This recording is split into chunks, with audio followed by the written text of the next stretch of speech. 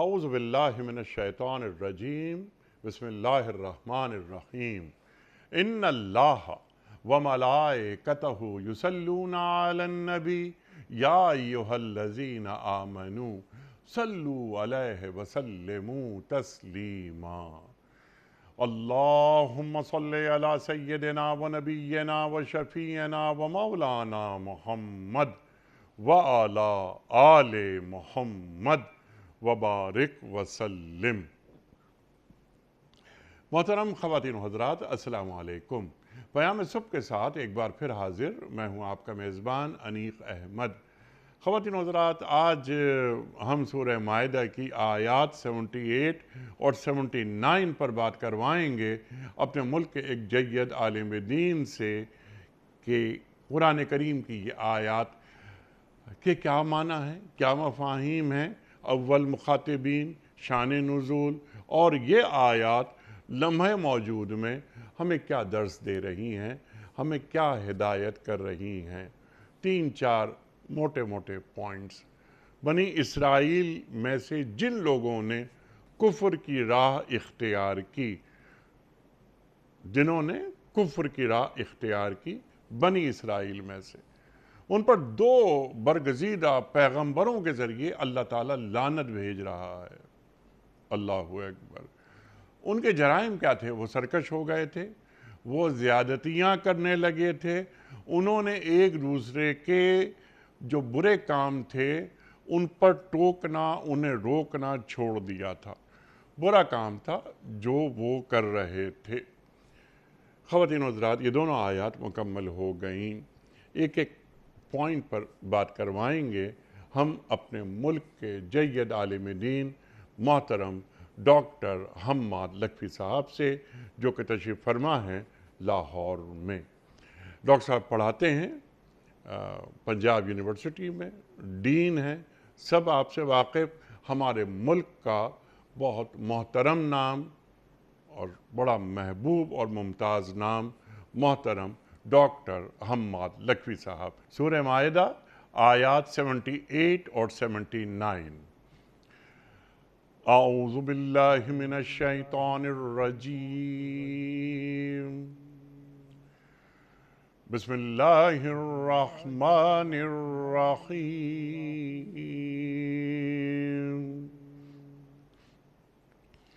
لعن الذین کفروا من بنی اسرائیل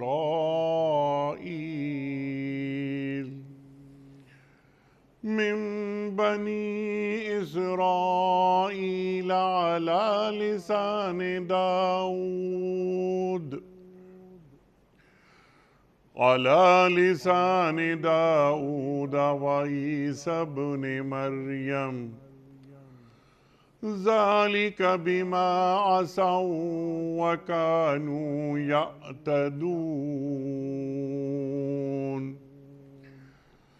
كانوا لا يتناهون عن منكر فعلوه لبئس ما كانوا يفعلون۔ صدق اللہ العظیم۔ بنی اسرائیل میں سے جن لوگوں نے کفر کی راہ اختیار کی، ان پر داؤد علیہ السلام اور عیسیٰ ابن مریم علیہ السلام کی زبان سے لعنت کی گئی، کیونکہ وہ سرکش ہو گئے تھے اور زیادتیاں کرنے لگے تھے۔ انہوں نے ایک دوسرے کو برے افعال کے ارتکاب سے روکنا چھوڑ دیا تھا۔ برا طرز عمل تھا جو انہوں نے اختیار کیا۔ خواتین و حضرات، محترم ڈاکٹر حماد لکھوی صاحب کی خدمت میں، اس سے پہلے کہ ہم رکھیں آج کے پروگرام کے حوالے سے پہلا سوال، کل کے پوچھے گئے سوال کا درست جواب اور آج کا سوال آپ کی خدمت میں۔ کل کا سوال ہمارا یہ تھا کہ بنی اسماعیل میں کتنے نبی آئے تھے؟ درست جواب 1، اور وہ سرکار دو عالم صلی اللہ علیہ وآلہ وسلم۔ آج کا سوال نوٹ فرما لیجئے۔ منافقین کی بنائی ہوئی مسجد زرار کا ذکر قرآن کریم کی کس صورت میں آیا ہے؟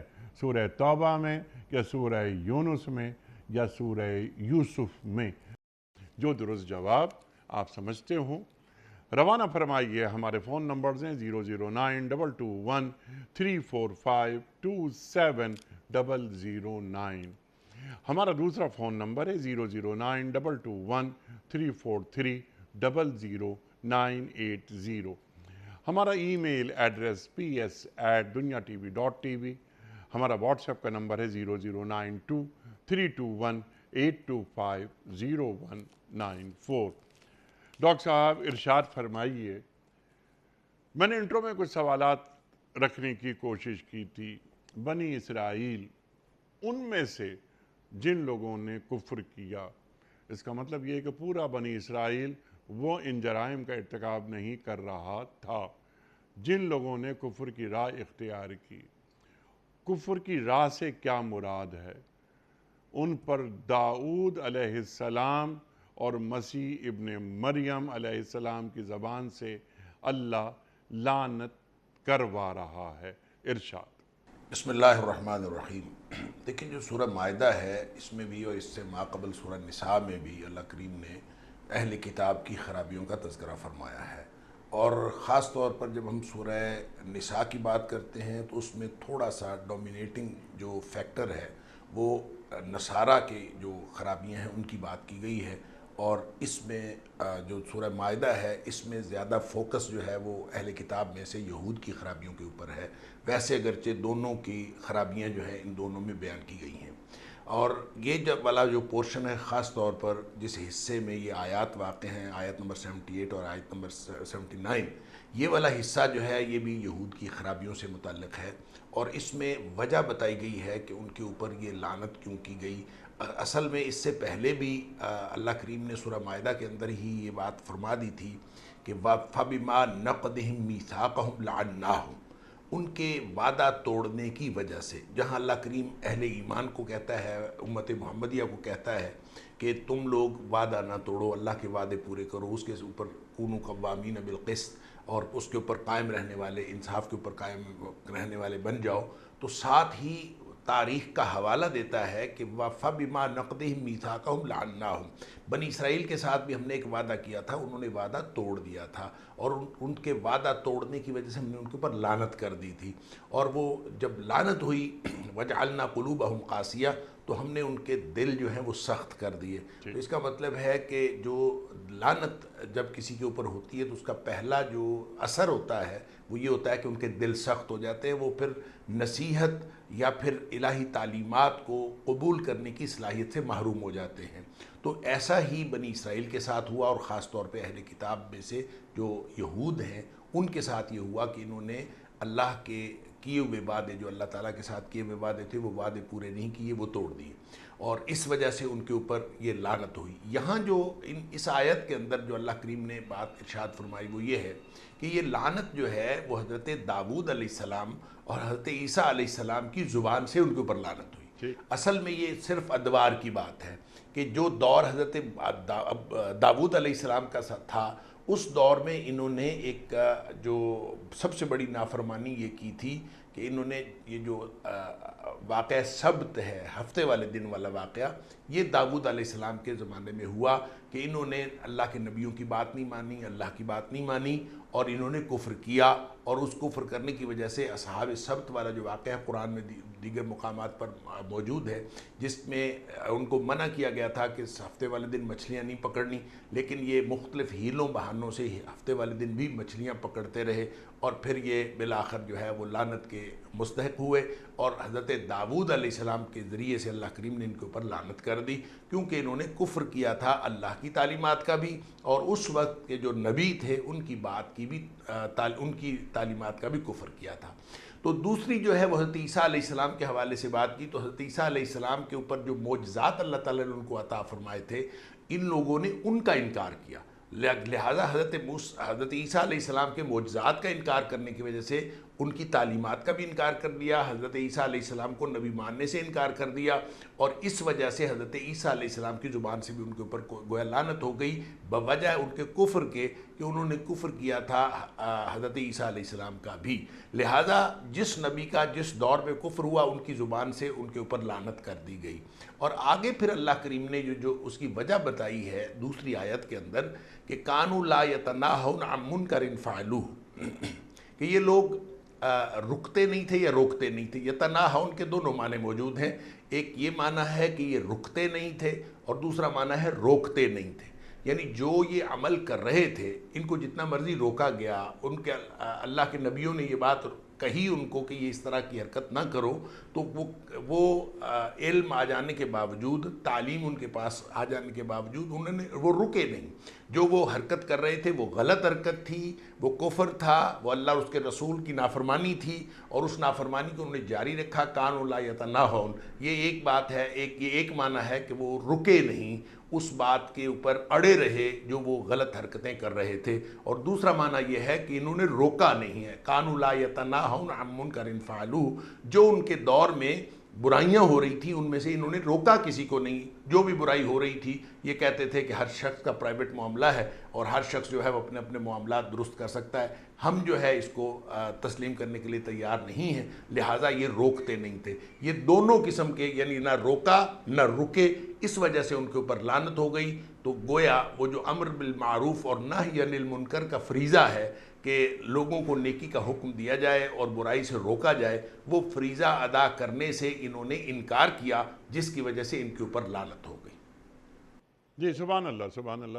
اب جو آخری جملہ آپ نے عطا فرمایا، ایک دم ایک سوال ذہن میں آ گیا آپ کی گفتگو سن کر کہ امر بالمعروف اور نہی عن المنکر، کیا یہ ہر رسول کے امتیوں کے لیے فریضہ ہے؟ بالکل، یہ ہر امت کے، ہر رسول کے امتیوں کے لیے فریضہ ہے کہ وہ نیکی کا حکم دیں اور برائی سے منع کریں، اور خاص طور پہ نبی اکرم صلی اللہ علیہ وآلہ وسلم کے جو امتی ہیں ان کا فریضہ یہ بدرجہ اولیٰ ہے۔ اس کی وجہ یہ ہے کہ نبی اکرم صلی اللہ علیہ وآلہ وسلم نے فرمایا کہ جو انبیاء ہیں وہ یہ کام کیا کرتے تھے، بنی اسرائیل کے انبیاء، تسوسہم الانبیاء، کانت بنو اسرائیل تسوسہم الانبیاء، ساسا یسوسو کا معنی ہوتا ہے نگرانی کرنا، مانیٹرنگ کرنا۔ تو گویا جو انبیاء تھے وہ پورے معاشرے کی مانیٹرنگ کرتے تھے، اور جو غلطی ہو رہی ہوتی تھی اس کی نشاندہی بھی کرتے تھے اور اس سے روکتے بھی تھے۔ گویا امر بالمعروف اور نہی عن المنکر کا کام انبیاء کیا کرتے تھے، اور جب ایک نبی اس دنیا سے امت اخرجت للناس تامرون بالمعروف وتنہون عن المنکر، یہ ہم سے میں یہیں آ رہا ہوں کہ نبی کریم صلی اللہ علیہ وسلم نے فرمایا جب ایک نبی چلا جاتا تھا تو اس کی جگہ دوسرا نبی لے لیتا تھا، وَلَٰكِن لَا نَبِيَّ بَعْدِي، لیکن میرے بعد نبی کوئی نہیں ہونا۔ جب نبی کوئی نہیں ہونا تو پھر یہ سارا کا سارا جو فریضہ ہے امر بالمعروف اور نہی عن المنکر کا، یہ امتیوں کے اوپر آ گیا۔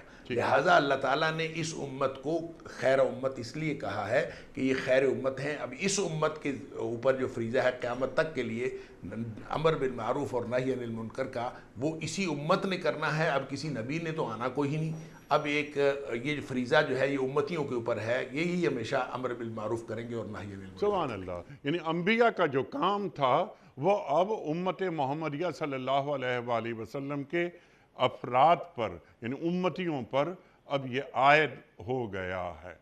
ٹھیک ہے ڈاکٹر صاحب؟ بالکل صحیح۔ اچھا ڈاکٹر صاحب یہ بھی فرما دیجئے آپ کہ سرکشی جو اختیار کی تھی بنی اسرائیل کے ان افراد نے جنہوں نے کفر کیا، وہ چند سرکشیاں بیان فرما دیجئے جو اللہ تعالیٰ بیان فرما رہا ہے قرآن کریم میں، اور وہ جو زیادتیاں وہ کر رہے تھے وہ کون کون سی زیادتیاں کر رہے تھے؟ یعنی بنی اسرائیل کے علماء سے ہم شروع ہو جائیں اور پھر ایک بنی اسرائیل کا ایک عام فرد، ان سے کون کون سے یہ برے افعال ہو رہے تھے؟ اچھا، میں آپ کے سوال کا جواب عرض کرنے سے پہلے پچھلے سوال کو مکمل کر لوں کہ جب یہ فریضہ اس امت پہ آ گیا تو ایک تو یہ فرمایا کنتم خیر امتن کہ تم بہترین امت ہو، اور لوگوں میں سے اخرجت للناس، لوگوں میں سے نکالے گئے ہو، تامرون بالمعروف وتنہون عن المنکر، کہ تم نے اس لیے کہ تم نیکی کا حکم دیتے ہو اور برائی سے منع کرتے ہو۔ ایک تو یہ حکم آ گیا اس وجہ سے کہ کنتم خیر امۃ، تم ساری امت بہترین ہو۔ دوسرا فرمایا ولتکم منکم امۃ، کہ تم میں سے ایک امت ہونی چاہیے، ایک گروہ ہونا چاہیے جو نیکی کا حکم دے اور برائی سے منع کرے۔ یہ اصل میں اس طرف اشارہ ہے کہ ان العلماء ورثۃ الانبیاء، جو علماء ہیں یہ انبیاء کے ورثاء ہیں، اور انبیاء کا جو کام تھا نیکی کے حکم دینے کا اور برائی سے منع کرنے کا، اور معاشرے کی مانیٹرنگ کرنے کا، اور معاشرے کی نبض پر ہاتھ رکھ کر ان کی غلطیوں کی نشاندہی اور اصلاح کرنے کا، اب یہ ان میں سے ایک جماعت ضرور ہونی چاہیے جو علماء کی ہو اور وہ یہ کام کرتے رہے ہمیشہ۔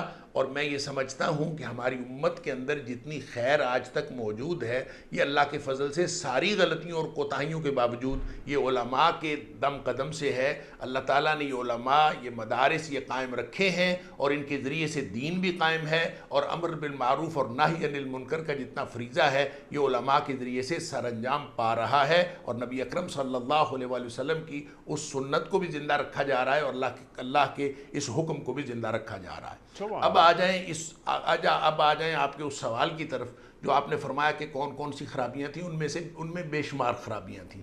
سب سے پہلی خرابی تو یہ تھی کہ انہوں نے اللہ کے عہد کو توڑا، جو اللہ تعالیٰ کے ساتھ عہد کیا تھا کہ ہم نیکی کریں گے، ہم اللہ کی فرمانبرداری کریں گے، اللہ کے رسولوں کی فرمانبرداری کریں گے، وہ عہد توڑا انہوں نے۔ نہ اللہ کی فرمانبرداری کی، نہ رسولوں کی فرمانبرداری کی، اور یہ سب سے بڑی بات تو تھی ان کا عہد توڑنا۔ پھر عہد توڑنے کے اندر بہت ساری ان کے اندر خرابیاں آ گئی تھیں۔ ایک سب سے بڑی خرابی یہ تھی کہ تورات بھی اور انجیل بھی، جو ان کے اوپر صحائف آئے یا کتابیں آئیں، ان کتابوں کی حفاظت کے ذمہ دار جو ہیں ان کے علماء اور ان کے درویش جو ہیں وہی ذمہ دار بنائے گئے تھے۔ قرآن کی حفاظت کا ذمہ اللہ کریم نے لیا ہے، انا نحن نزلنا الذکر و انا لہ لحافظون، اور قرآن اللہ کی حفاظت میں، لیکن جو تورات اور انجیل ہے اس کی حفاظت کا ذمہ اللہ تعالیٰ نے ان کے بمستحفظوا من کتاب اللہ، کہ اللہ تعالیٰ سورہ مائدہ کے اندر ہی فرماتا ہے کہ ان لوگوں کو ذمہ داری دی گئی تھی کہ یہ اللہ کی کتاب کی حفاظت کرے، جو کچھ اللہ تعالیٰ کی طرف سے نازل ہوا ہے اس کی حفاظت کرے۔ انہوں نے اس کی حفاظت نہیں کی، بلکہ اس میں کیا کیا، اس میں تحریف کر دی، اور تحریف بھی دو طرح کی ایک یحرفون الکلمہ عن مواضعہ، اور ایک یہ تھا کہ یحرفون الکلمہ من بعد مواضعہ، اور ان دونوں میں فرق یہ ہے کہ ایک لفظ کو دوسرے لفظ سے بدل دینا یہ لفظی تحریف ہے، اور من بعد مواضعہ کا مطلب یہ ہے کہ اس کا معنی مقرر کیے جانے کے بعد اس کے اندر تحریف کرنا، تو یہ معنوی تحریف ہے۔ گویا انہوں نے لفظی تحریف بھی کی اور انہوں نے معنوی تحریف بھی کی، اور سب سے بڑی ان کی خرابی یہی تھی کہ انہوں نے اللہ تعالیٰ کی وحی کو پس پش ڈال دیا، اور پھر تؤمنون ببعض الکتاب وتکفرون ببعض۔ پھر ان کی خرابی ایک یہ تھی کہ کچھ چیزوں کو، کچھ کتاب کے حصے کو قبول کر لیتے تھے، مان لیتے تھے، کچھ نصیحتیں جو ہیں وہ نہیں مانتے تھے، پک اینڈ چوز کرتے تھے، اپنی مرضی کا دین لے لیا، اپنی مرضی کی باتیں چھوڑ دیں۔ اور وہ جو اللہ تعالیٰ اہل ایمان کو خطاب فرماتا ہے کہ تم سب جو ہے اسلام میں پورے کے پورے داخل ہو جاؤ، اور ادخلوا فی السلم کافہ، وہ اسی لیے ہے کہ کہیں یہود و نصارہ کی طرح تم بھی ایسے نہ کرو کہ کتاب کا کچھ حصہ مان لیا اور کچھ حصہ نہ مانا، تو یہ بھی ان کی خرابی تھی۔ پھر ان کے اندر ایک یہ خرابی تھی سماعون للکذب واکالون للسحت، یعنی یہ حرام خور تھے، بڑے پرلے درجے کے، حرام کھاتے تھے۔ آکلون نہیں فرمایا، اکالون فرمایا، مبالغے کا صیغہ ہے، بہت زیادہ حرام کھانے والے، اور سماعون للکذب، بہت زیادہ جھوٹ کو سننے والے، یعنی جھوٹ کے رسیہ اور حرام خور، یہ اس طرح کی خرابیاں۔ اور پھر یہ نبیوں کو قتل بھی کرتے رہے، نبیوں کی تکذیب بھی کرتے رہے، اور یہ سارا ان کا کردار تھا کہ انہوں نے صرف یہ نہیں کیا کہ نبیوں کی تکذیب بھی، بلکہ نبیوں کی ان کو قتل تک کیا، ان کو شہید تک کر دیا۔ تو یہ ان کا کردار تھا جو اللہ کریم نے مختلف صورتوں میں اور خاص طور پر سورہ مائدہ کے اندر بیان فرمایا۔ اللہ اکبر، اللہ اکبر، اللہ اکبر۔ اتامرون الناس بالبر وتنسون انفسکم، انہوں نے لوگوں کو تو نیکی کا یہ حکم دیتے تھے لیکن اپنے آپ کو بھول جاتے تھے۔ افتؤمنون ببعض الکتاب وتکفرون ببعض، یہ توریت، ان کی کتاب توریت، کچھ حصوں کو مانتے تھے، کچھ کو نہیں مانتے تھے۔ لا تشتروا بآیاتی ثمنا قلیلا، اللہ فرما رہا ہے ان کے علماء سے خاص طور پر جس طرح آپ نے بات فرمائی ان کے درویش وہ کیا کرتے تھے کہ اپنی کتاب کی آیات توریت کی آیات کو کم قیمت پر بیچ دیتے تھے. تو اللہ ان سے پوچھ رہا ہے کہ یہ تمہارے اعمال ہیں, یہ تمہارے جرائم ہیں جو تم کرتے رہے. اچھا ڈاکٹر صاحب اس پر تو تفصیلی گفتگو آپ نے فرما ہی دی. اب آگے کی بات جو عوام الناس کے حوالے سے کہ انہوں نے ایک دوسرے کے جو برے کام تھے وہ دیکھتے تھے کہ یہ برے کام کر رہے ہیں یہ لوگ, ان برے افعال کے ارتکاب سے روکنا چھوڑ دیا تھا. اللہ اکبر. ذرا اس پہ کچھ گفتگو فرمائیے. اور میرا سوال پھر یہ ہے کہ یہ جو جرائم ہیں بنی اسرائیل کے ان لوگوں کے جنہوں نے کفر کیا, کیا ان جرائم کا ارتکاب کہیں ہم سے تو نہیں ہو رہا؟ دیکھیں جو پہلی بات ہے کہ یہ کفر کرتے تھے اور یہ ان کا جو معاملہ تھا کہ یہ امر بالمعروف اور نہی عن المنکر نہ صرف یہ کہ انہوں نے خود چھوڑ دیا تھا, اس میں دونوں باتیں موجود ہیں جو میں نے عرض کیا. یتناہون میں دونوں معنی شامل ہیں. ایک تو یہ کہ اگر کسی نے روکا بھی تو یہ رکے نہیں, وہ جو غلط حرکات کر رہے تھے اس سے رکے نہیں. اور دوسرا یہ کہ روکتے نہیں تھے. تو ان کا گویا ایک گروہ وہ تھا جو غلط حرکتیں کرتا تھا اور رکتا نہیں تھا, اور دوسرا گروہ ایسا تھا جو جن کو روکنا چاہیے تھا اور انہوں نے روکا نہیں ہے. دیکھیں اس میں جو ہے امام ابن کثیر علیہ الرحمہ نے ایک تفصیل نقل کی ہے, اور وہ یہ کہتے ہیں کہ بنی اسرائیل کے جو علماء تھے وہ ابتداً روکا کرتے تھے اور وہ روکتے تھے, اور یہ لوگ جو اللہ اور اس کے رسول کی نافرمانی کرتے تھے یہ رکتے نہیں تھے. تو ان لوگوں نے جو بنی اسرائیل کے علماء تھے انہوں نے ان کے ساتھ ڈسکنیکشن نہیں کیا, ان کے ساتھ بائیکاٹ نہیں کیا, ان کے ساتھ ملتے جلتے رہے, اسی طرح گھل مل کر ان کے ساتھ رہے, سماجی طور پر ان کے اندر آتے جاتے رہے, جس کا نتیجہ یہ ہوا کہ بالآخر ان سب کے دل آپس میں مل گئے. اور جب ان کے سب کے دل آپس میں مل گئے تو ان کے ملنے کی وجہ سے اللہ تعالیٰ نے پھر سب کے اوپر لعنت کر دی. وہ جو روکنے والے تھے جن کو روکنا چاہیے تھا وہ بھی روکنے سے ختم ہو گئے, وہ روکنا بند کر دیا, اور ان کے ساتھ ان کا آپ سماجی مقاطعہ بھی نہیں کیا, سماجی بائیکاٹ بھی نہیں کیا, اور ان کے ساتھ اندر پھرتے رہے. بالآخر سب کے اوپر لعنت ہو گئی. اور ایک حدیث کے اندر آتا ہے کہ نبی اکرم صلی اللہ علیہ وسلم نے فرمایا کہ تمہیں لازماً لَتَأْمُرُنَّ بِالْمَعْرُوفِ وَلَتَنْهَوُنَّ عَنِ الْمُنْكَرِ, تمہیں لازماً نیکی کا حکم دینا پڑے گا اور لازماً برائی سے منع کرنا پڑے گا, اور تمہیں لوگوں کا جو ہاتھ پکڑنا پڑے گا, ظالم کا ہاتھ پکڑنا پڑے گا. اگر تم یہ نہیں کرو گے تو پھر ہو سکتا ہے کہ بالکل بنی اسرائیل کی طرح اللہ تعالیٰ بھی تمہارے دل آپس میں ملا دے, اور پھر جس طرح ان کے اوپر لعنت کی تھی تمہارے اوپر بھی اللہ تعالیٰ لعنت کر دے. یہ بالکل ممکن ہے. لہٰذا جو بنی اسرائیل کے اوپر جو لعنت ہوئی وہ امر بالمعروف اور نہی عن المنکر کا فریضہ سر انجام نہ دینے کی وجہ سے ہوئی, اور وہ تو ان کے تو انبیاء یکے بعد دیگرے آتے رہتے تھے. اس امت کا فریضہ اس طرح سے نہیں تھا جس طرح سے ان کے نبیوں کا اور ان کے علماء کا فریضہ تھا. اب جو ہماری امت ہے, جو نبی اکرم صلی اللہ علیہ وسلم کی امت ہے, ان کا تو ڈائریکٹ فریضہ ہے کہ اس امت کا تو جو بڑی خصوصیت ہی یہی ہے کہ ان کو امر بالمعروف اور نہی عن المنکر کرنا ہے, اور یہ حکمن ہے کہ یہ امت ہی ایسی ہے, اور پھر ان میں سے ایک گروہ تو کم از کم ایسا ہونا چاہیے جو سب کو روکنے والا ہو. اور اس میں پھر خاص طور پر جب نبی پاک صلی اللہ علیہ وسلم نے یہ حکم فرما دیا کہ فمن رأى منکم منکرا فلیغیرہ بیدہ, تم میں سے جو کوئی بھی نیکی کوئی کہیں برائی ہوتی دیکھے اس کو چاہیے کہ اپنے ہاتھ سے اس کو مٹا دے اور اس کو ختم کر دے. اور فَإِن لَمْ يَسْتَطِعْ فَبِلِسَانِهِ, اگر وہ ایسا نہیں کر سکتا تو کم از کم زبان سے روکے, اور اگر یہ بھی نہیں کر سکتا تو فَبِقَلْبِهِ, کم از کم دل سے برا سمجھے. وَذَلِكَ أَضْعَفُ الْإِيمَانِ, یہ ایمان کا آخری درجہ ہے, کمزور ترین درجہ ہے. گویا اب امت محمدیہ میں سے صلی اللہ علیہ وسلم میں سے کوئی شخص اگر برائی کو برا بھی نہیں سمجھتا اور اس کے دل سے برائی کی نفرت نکل جاتی ہے تو سمجھ لیجئے کہ اس کے دل سے ایمان رخصت ہو گیا, ایمان باقی نہیں رہا. ایمان کا آخری درجہ یہ ہے کہ برائی کے ساتھ انسان کمپرومائز نہ کرے اور برائی کے ساتھ کمفرٹیبل نہ ہو, اور جب لوگ برائی کے ساتھ کمفرٹیبل ہو کر رہنا شروع کر دیں تو سمجھ لیجئے کہ ایمان وہاں سے رخصت ہو چکا. اللہ اکبر, اللہ اکبر, اللہ اکبر. اور یہ فریضہ وہ ہے کہ جو اللہ تعالیٰ کی جانب سے عائد کیا گیا ہے. ڈاکٹر صاحب کیا ایسا محسوس نہیں ہوتا کہ کوئی بھی جرم چند افراد کے ہاتھوں شروع ہوتا ہے اور رفتہ رفتہ پھیلتا چلا جاتا ہے اگر اسی وقت اسے نہ روک دیا جائے۔ وہ کہتے ہیں نا کہ نب دا ایول ان دا بڈ، فوراً ہی اس کا گلا گھونٹ دینا چاہیے۔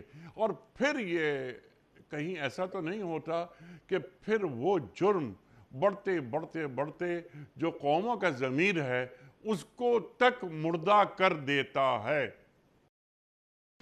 دیکھیں یہ بات بالکل صحیح ہے، اور اس کی نشاندہی بھی حدیث پاک کے اندر کی گئی ہے۔ ایک حدیث میں آتا ہے نبی پاک صلی اللہ علیہ وآلہ وسلم نے فرمایا کہ اللہ تعالیٰ کا یہ قانون نہیں ہے کہ کوئی کسی ایک نے جرم کیا ہو تو اس کی سزا اللہ تعالیٰ ساری قوم کو دے۔ اللہ تعالیٰ کا عام قانون یہ نہیں ہے۔ ان اللہ تعالیٰ لا يعذب العامۃ بعمل الخاصۃ، خاص لوگوں نے کوئی عمل کیا ہو تو اس جرم کی سزا سارے لوگوں کو اللہ تعالیٰ نہیں دیتا۔ عام قانون یہی ہے، حتیٰ یہاں تک کہ اذا یروا المنکر، کہ وہ برائی کو دیکھیں، بین ظہرانہم، اپنے سامنے برائی ہوتی دیکھیں، وہم قادرون علی ینکروہ، اور ان کے پاس یہ طاقت بھی تھی کہ وہ اس برائی کو برائی کہتے، اس کو برا کہتے، وہم قادرون علی ینکروہ، کہ وہ اس کو برا کہتے، چلے زبان سے ہی برا کہتے، اپنے طرز عمل سے برا کہتے، اس سے نفرت کا اظہار کرتے اور زبان سے کہتے رہتے کہ یہ لوگ برے ہیں، یہ برائی ہے، وہ انہوں نے وہ بھی نہیں کیا۔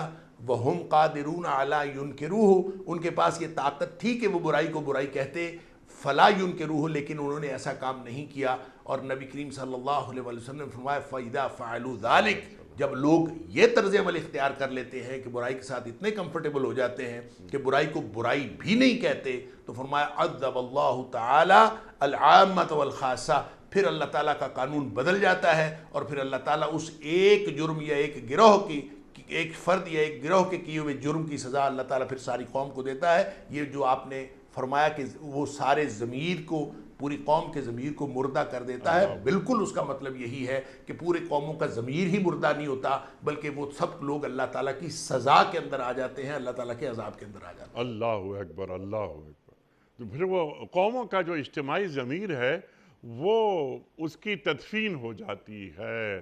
اچھا ڈاکٹر صاحب، اس سے قبل کہ میں جو ہمارے اپنے حالات ہیں ان سے جوڑوں قرآن کریم کی ان آیات کو، سورہ مائدہ 78 اور 79 کو، کہ ہم کیا کر رہے ہیں، ہمارے کرتوت کیا ہیں مجموعی طور پر، یعنی ایک قوم کی حیثیت سے، ایک ملت کی حیثیت سے، ایک امت کی حیثیت سے، جو ذمہ داریاں اللہ تعالیٰ نے ہم پر فائز کی ہیں، کیا ہم اس سے بری الذمہ ہو رہے ہیں یا اس کو ادا کر رہے ہیں، یا ہمارے کان پر جوں نہیں رینگی جاتی؟ ہمارے ملک میں، ہماری اپنی ریاست میں کون کون سے بڑے کام ہو جاتے ہیں، بلکہ کون سا بڑا اور برا کام نہیں ہوتا، اس کی تشہیر ہوتی ہے، اشاعت ہوتی ہے، اس کے باوجود قوم خاموش رہتی ہے اور اپنی عافیت کی جانب سوچتی رہتی ہے۔ لیکن اس سے قبل جڑا ہوا سوال ہے اس سے، ڈاکٹر صاحب یہ فرمائیے کہ یہ برائی کو روکنا، سرکشی کو روکنا، کسی نے برا فعل سر انجام دیا ہے تو اس کو ٹوکنا کہ یہ تم نے کیا کیا، کسی نے شراب پی، کسی نے جوا کھیلا، یا کسی نے اللہ کی نافرمانی کی کہ دیکھو یہ نہ کرو۔ اب وہ جو ناصحین کا گروہ ہوتا تھا وہ بھی رفتہ رفتہ اب ختم ہوتا جا رہا ہے۔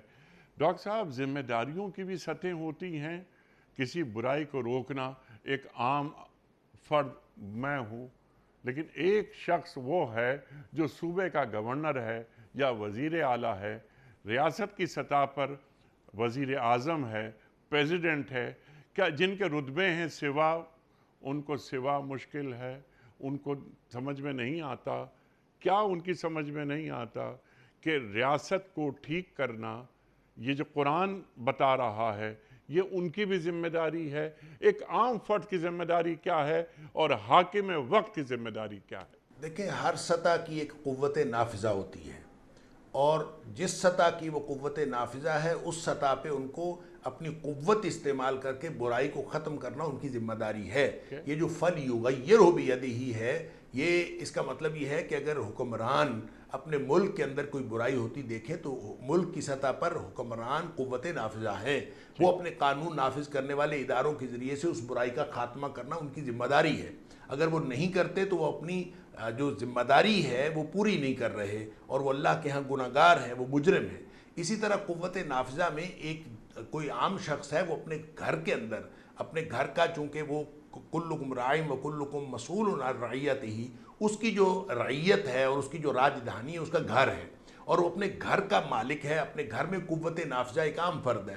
لہٰذا گھر کے اندر اگر کوئی برائی ہو رہی ہے، اس کا بچہ کر رہا ہے، اس کی بیوی کر رہی ہے، یا کوئی شخص بھی کر رہا ہے، وہاں قوت نافذہ گھر کا فرد ہے، گھر کا جو سربراہ ہے وہ ہے، اس کو چاہیے کہ اس کو ہاتھ سے روک دے۔ اسی طرح آپ چلتے چلتے جب نیچے آتے ہیں تو ایک فرد جس کا کسی کے اوپر زور نہیں چلتا، تو کم از کم اس کا اپنے اوپر تو زور چلتا ہے، تو جو اس کا اپنے اوپر زور چلتا ہے، تو اپنے جسم کے لیے اور اپنی ذاتی صلاحیتوں کے لیے قوت نافذہ انسان خود ہے کہ وہ اس کو ایک ایسے طریقے سے ختم کرے کہ جتنی بھی برائیاں اس کی اپنے اندر ہے اس کو ختم کرے۔ لیکن جو دوسرا مرحلہ ہے کہ اگر کوئی شخص قوت نافذہ نہیں ہے تو پھر کم از کم دوسرا مرحلہ تو ہر شخص کے پاس ہے کہ وہ زبان سے روکے۔ دیکھیں، جب بنی اسرائیل کی بات ہم کر رہے ہیں، جو یہ جو اصحاب سبت ہیں، ہفتے والے دن مچھلیاں پکڑنے والے، تو ان میں ایسے لوگ تھے جو آخر تک روکتے رہے اور وہ زبان سے روکتے رہے، وہ قوت نافذہ نہیں رکھتے تھے، ان کے پاس کچھ بھی نہیں تھا، وہ صرف زبان سے کہہ سکتے تھے۔ اور قرآن کہتا ہے کہ ان کو لوگوں نے کہا کہ یہ تمہارے کہنے سے یہ رکتے تو ہیں نہیں، تو تم ان کو کیوں روک رہے ہو، تم ان کو کیوں کہتے ہو، تمہارے کہنے سے تو رکتے تو ہے نہیں۔ تو انہوں نے آگے سے جواب دیا، معذرۃ الی ربکم، ہم اپنے رب کے سامنے تاکہ عذر پیش کر سکیں کہ اللہ ہم نے تو یہ کیا تھا، ہم نے تو ان کو روکا تھا اور یہ نہیں رک سکے، یہ نہیں رکے ہمارے کہنے پر، تاکہ ہم اپنے اللہ کے سامنے عذر پیش کر سکیں۔ لہٰذا یہ جو زبان سے روکنا ہے یہ صرف علماء کا کام نہیں ہے، یہ ہر شخص کا کام ہے، ہر امتی کا کام ہے۔ جہاں جہاں جس شخص کے پاس طاقت ہے، زبان اس کے اندر اس کے منہ میں زبان ہے، تو جو لکھ سکتا ہے وہ لکھے، جو کہہ سکتا ہے وہ کہے، اور وہ اس طرح سے برائی کو کم از کم برائی کہے۔ تو یہ کم از کم دوسرا درجہ جو ہے یہ ہر شخص کی ذمہ داری ہے۔ قوت نافذہ اگر اس کے پاس نہیں بھی ہے تو وہ دوسرے درجے کی تو ہر شخص کے پاس طاقت ہے، اور اگر کسی کے پاس اتنی اخلاقی جرت بھی نہیں ہے، کوئی نہیں کہتا، تو کم از کم وہ برائی کے ساتھ کمفرٹیبل نہ ہو، برائی کے ساتھ کمپرومائز نہ کرے، برائی کے ساتھ ہمیشہ نفرت کا رویہ رکھے، تو یہ ایمان کے آخری درجے پر وہ بھی رہ سکتا ہے۔ ٹھیک ہے۔ وذکر ان الذکریٰ تنفع المؤمنین، اللہ تعالیٰ قرآن کریم میں فرما رہا ہے کہ نصیحت کیجئے، یہ نصیحت مومنوں کو فائدہ پہنچاتی ہے، تو نصیحت ہونی چاہیے۔ انیق صاحب میں تو اس کا ترجمہ ذمہ داریاں، میں اس جانب آپ سے بات کروانا چاہ رہا تھا۔ ایک حاکم وقت ہے، وہ حاکم وقت مسلمان حکمران ہے، امتی ہے اللہ کے رسول صلی اللہ علیہ وآلہ وسلم کا، اگر وہ اپنی ذمہ داریاں ادا نہیں کر رہا، ملک میں سرکشی ہو رہی ہے، ملک میں بڑے برے افعال ہو رہے ہیں، زیادتیاں ہو رہی ہیں، لیکن اس نے ان پر کان دھرنا چھوڑ دیا ہے، تو ایسے حاکم وقت کی اطاعت کے حوالے سے دین کیا کہتا ہے؟ دیکھیں، دین فساد سے بچنا اور بچانا چاہتا ہے۔ جس جگہ بھی کوئی فساد کا معاملہ ہو جائے، بگاڑ پیدا ہو جائے، اس معاشرے کے بگاڑ سے امت کو اور قوم کو دین بچانا چاہتا ہے۔ لہذا اگر تو لوگوں کے پاس، عوام الناس کے پاس اتنی طاقت ہو کہ وہ اس حکمران کو اس کے منصب سے اتار سکیں، تو پھر ان کو یہ جد و جہد کرنی چاہیے اور ان کو اس کے منصب سے اتار دینا چاہیے۔ وہ جد و جہد جو ہے وہ شورا کے ذریعے سے ہو سکتی ہے، وہ اپنی رائے کے ذریعے سے ہو سکتی ہے، وہ اب جدید ریاستوں میں جو ووٹنگ کے ذریعے سے ہو سکتی ہے، وہ امپیچمنٹ کے ذریعے سے ہو سکتی ہے، مختلف جو طریقے ہیں وہ سارے ان طریقوں میں سے کوئی طریقہ بھی ہو سکتا ہے کہ اس کو اس کے منصب سے اتار دیا جائے۔ اور اگر ایسی طاقت نہ ہو تو اس طاقت کے انتظار تک، اس طاقت کے آنے تک انتظار کیا جائے، اور ایسا کوئی قدم نہ اٹھایا جائے جو معاشرے کے اندر یا اس قوم کے اندر فساد پھیلا لے گا۔ اور لہٰذا فساد سے ہر صورت میں بچنا ہے، لیکن ان کو، حکمرانوں کو زبانی طور پر تنبیہ کرنا، ان کو انذار کرنا، یہ ہر شخص کی ذمہ داری ہے۔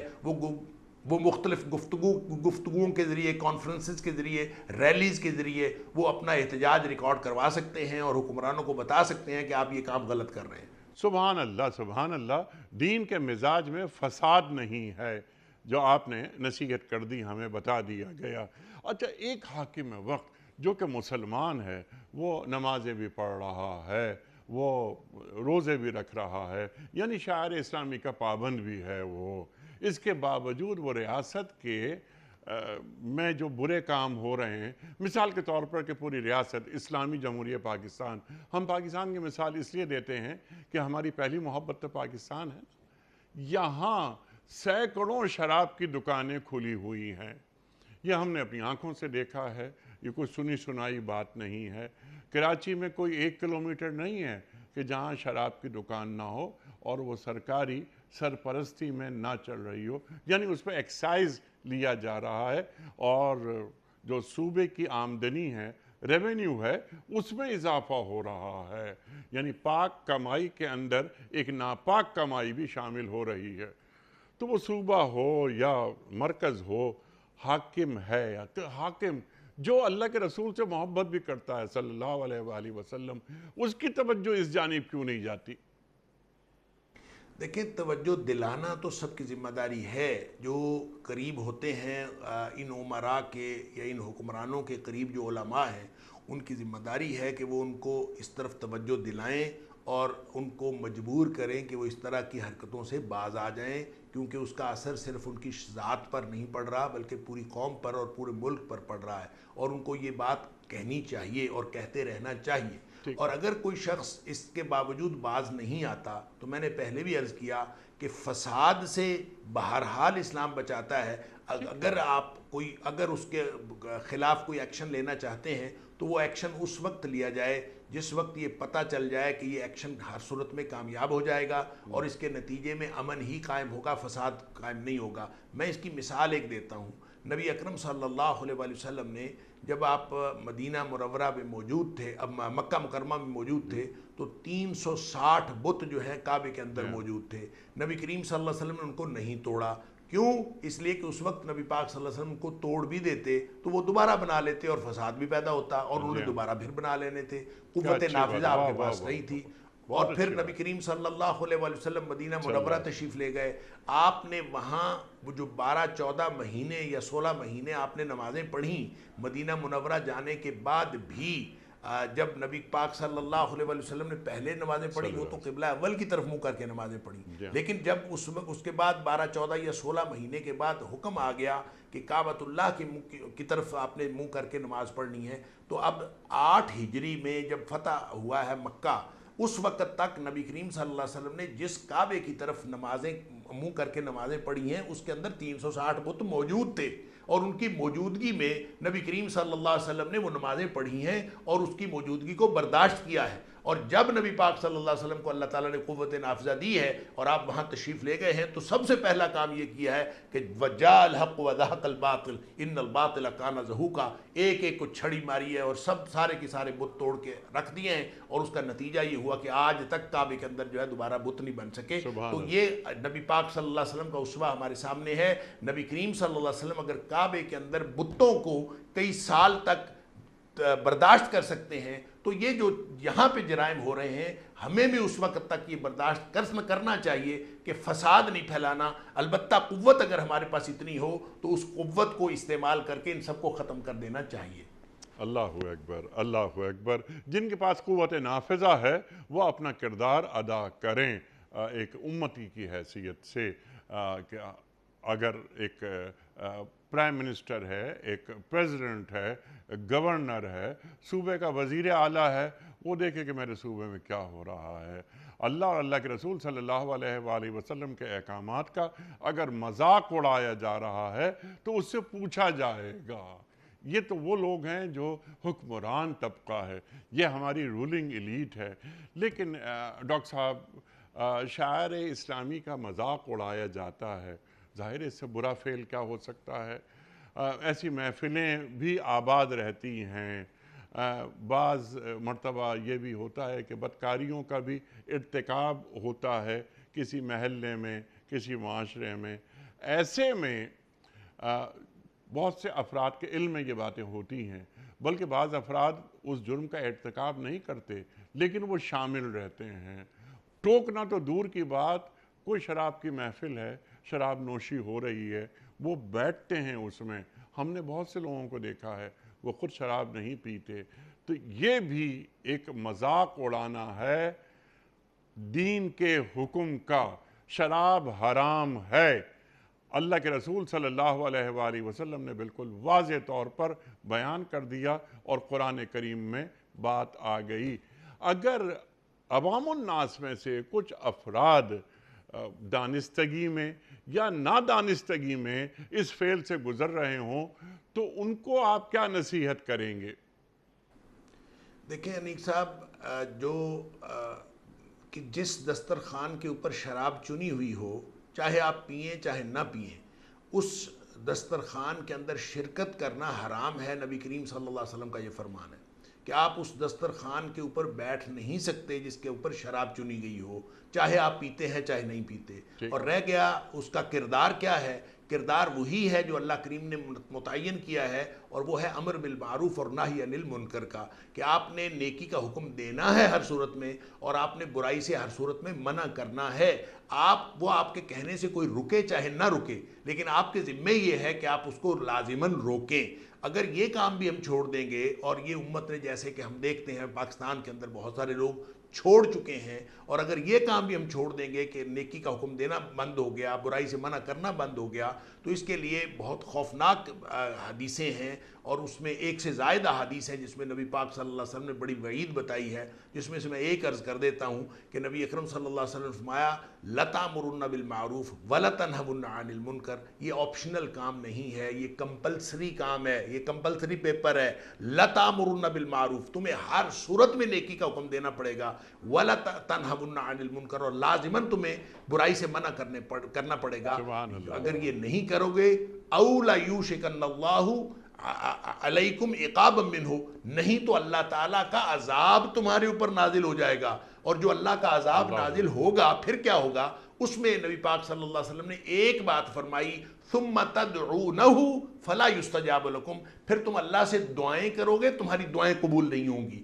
تو ہم اب یہ تو کہتے ہیں کہ ہماری دعائیں پتہ نہیں کہاں جا رہی ہیں، اور ہم اپنے کردار پر غور نہیں کرتے۔ اجتماعی اور انفرادی جو ہمارا کردار ہے، کیا ہم نے اس میں امر بالمعروف اور نہی عن المنکر والا فریضہ سر انجام دیا ہے یا دے رہے ہیں؟ جب ہم یہ نہیں دے رہے تو پھر دعائیں کہاں قبول ہوگی؟ یہ بات تو نبی پاک صلی اللہ علیہ وسلم نے پہلے بتا دی۔ اور جب اللہ تعالیٰ کی طرف سے سزا کی کیفیت میں ہم ہوں، عذاب کی کیفیت میں ہوں، تو صرف یہ نہیں کہ دعائیں قبول نہیں ہوتی، اور ہمارے بہت سارے کام خراب سے خراب تر ہوتے چلے جاتے ہیں۔ تو مجھے یہ لگتا ہے کہ جب ہم امر بالمعروف اور نہی عن المنکر چھوڑ چکے ہیں، اور جو کیفیت آپ نے بتائی کہ یہاں پہ برائیاں چل رہی ہیں، سر عام چل رہی ہیں، لوگ ان کے ساتھ کمفرٹیبل ہیں، تو اس کا مطلب یہ ہے کہ ہم حالت عذاب میں ہیں، اور کسی وقت بھی ایک تو ہماری دعائیں نہیں سنی جا رہی، اور ہم کسی وقت بھی تباہ و برباد ہو سکتے ہیں، کیونکہ ہم اللہ کے حکم کو پس پشت ڈالے ہوئے ہیں۔ اللہ اکبر، اللہ اکبر، اللہ اکبر۔